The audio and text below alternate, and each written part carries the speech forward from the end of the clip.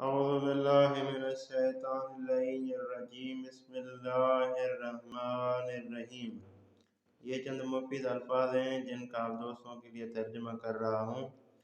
سب سے پہلا لفظ سر۔ سر فارسی اردو ہے کہ اس کا لفظ دہن، دہن یعنی منہ، دہن یعنی منہ۔ اس کا لفظ گردن، گردن فارسی اردو ہے کہ اس کا لفظ شکم، شکم یعنی پیٹ، شکم یعنی پیٹ۔ اب آرنج کو چھوڑ دیں، نیچے آ جائیں۔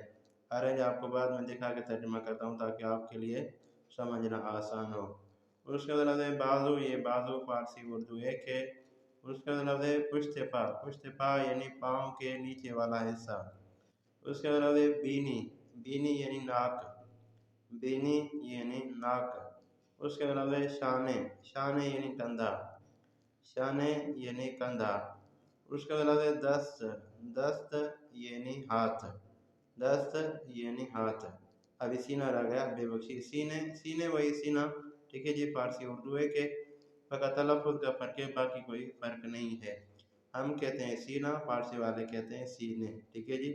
اس کے لفظ انگشت، انگشت یعنی انگلی، انگشت یعنی انگلی۔ یہ رہ گیا تھا درد آرنج، آرنج جہاں پہ اس نے ہاتھ رکھا ہوا ہے اس حصے کو آرنج کہتے ہیں فارسی میں۔ والسلام ورحمۃ اللہ۔